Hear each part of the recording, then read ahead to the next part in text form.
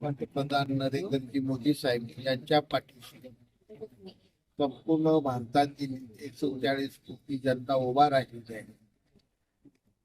माझी अपेक्षा अशी आहे की आता कोणताही विचार मागं पुढं न होता निश्चितपणानं पाकिस्तानला या बाबतीत धडा शिकवला पाहिजे. पाकिस्तानला त्याची जागा कोणताही निधी दाखवून देण्याची वेळ आहे. अबू खरं तर याच्या आधी आता सरकारनं पाणी रोखण्याचे प्रयत्न केलेले आहेत. डिप्लोमॅटिक पद्धतीनं देखील त्यांना रवणूक करण्याचे प्रयत्न केलेले आहेत. नेमकं कशा पद्धतीनं पाकिस्तानला उत्तर दिलं गेलं पाहिजे आपल्याला असं वाटतं? आज डिप्लोमॅटिक पद्धतीनं पहिलं पाऊल टाकलेलं आहे. यावर अमेरिकेच्या बाबतीत पाकिस्तान सरकार नेमकी काय भूमिका घेतली या बाबतीतच पुढचं पाऊल विधाचं जरी असलं तरी त्यासाठी संपूर्ण देश तयार आहे. संपूर्ण भारतीय जनता तयार आहे.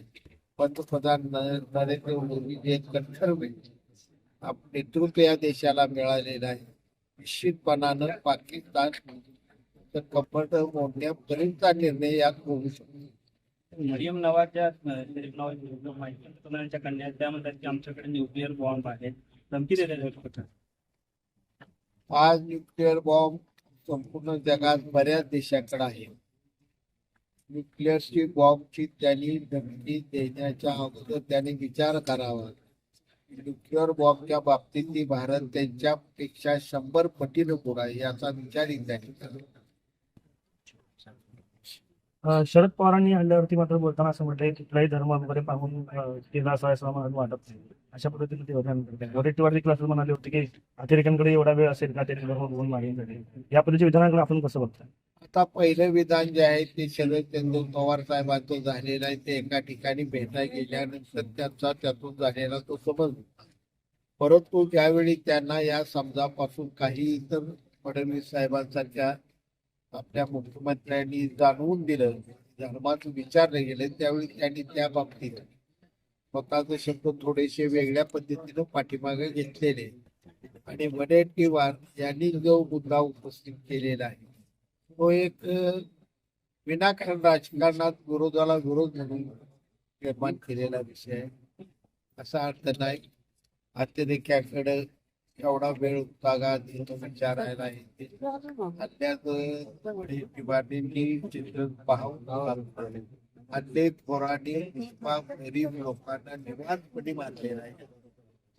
यावेळेचा हल्ला बघा, तो हल्ला धडाधडा मारून पळून गेला. निवांत उभा राहून काम करून कारण तिथं त्यांना भीती वाटण्यासारखं वातावरण होती त्यांच्यावर तो केलेला.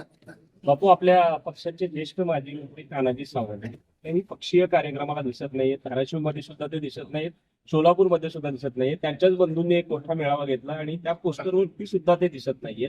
आता सुद्धा आपल्या बाजूला पोस्टर लागलेला आहे, तिथं सुद्धा त्यांचा एक फोटो सुद्धा आपल्याला दिसत नाहीये. नेमकं काय म्हणायचंय?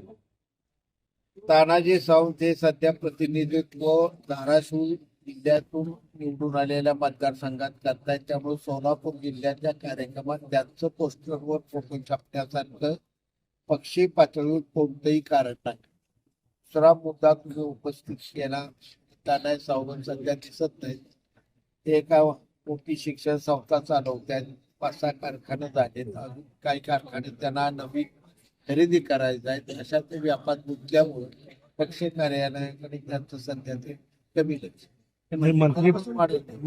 मंत्रीपद असताना देखील त्यांना या सगळ्यांमध्ये वेळ मिळत होता, पण मंत्रीपद गेल्यानंतर उलट वेळ मिळत नाही असं म्हणतात. मंत्रीपद मिळवताना ज्या पद्धतीचं त्यांचा आहे तीच आश्चर्यकारक विद्या आहे. तळातनं गेलेल्या राजकारणात जो माणूस वापरतो त्याला राजकारणातल्या समजत असत. तानाजी सावंतांची एंट्री अचानक झाली आणि बाबुराव अगदी अचानकपणे निघून